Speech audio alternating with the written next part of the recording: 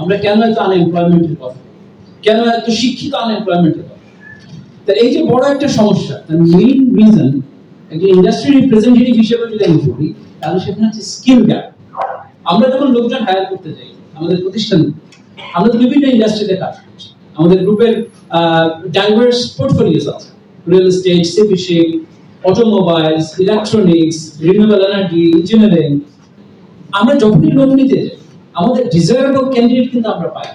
Probably আমরা যখন বলি যে গ্রাজুয়েট, পোস্ট গ্রাজুয়েট, সেই সিজিপি আমরা পাই, বাট যে স্কিল সেট আমরা রিকোয়ার করি সেটা কিন্তু আমরা পাই না। তাহলে সেই স্কিল সেট তৈরি করার আমাদের যেমন দরকার আছে, ঠিক তেমনি যারা একাডেমি আছেন তাদেরও কিন্তু দরকার আছে।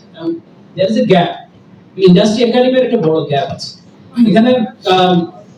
আমার পাশে সাবেক শিক্ষামন্ত্রী বসে আছেন, আমি তার সাথে সেই ব্যাপারে একটু আগে কথা বলছিলাম যে বাংলাদেশের মানুষের কিন্তু গড়াই বেড়েছে। আমি বলছিলাম অ্যান্টি এজিং নিয়ে বা রিভার্স এজিং নিয়ে, আমি ওনাকে কমপ্লিমেন্ট করছিলাম যে ওনার বয়স, উনি কিন্তু এখনো তরুণই রয়ে গেছে।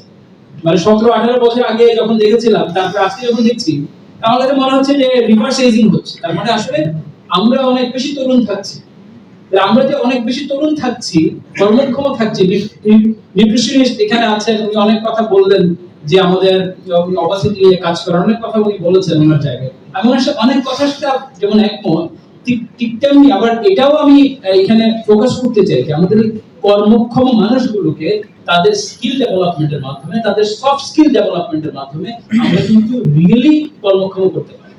চাকরি যে আমরা নাই বলছি, আসলে চাকরি নাই না, চাকরি আছে মানুষ। এই ধরনের মানুষ কিন্তু সেরকম মানুষ। আপনি আজকে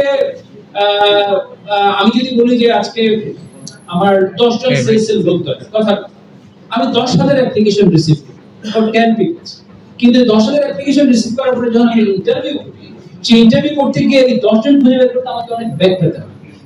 Probably they have a bigger academic background, they have a superb CGPA, কিন্তু আমার কি দরকার? আমার দরকার তার নেগোসিয়েশন স্কিল আছে কিনা, আমার দরকার তার কমিউনিকেশন স্কিল আছে কিনা, তার টিচিং পাওয়ার আছে কিনা। সেই জায়গাগুলোতে কিন্তু গ্যাপ আছে।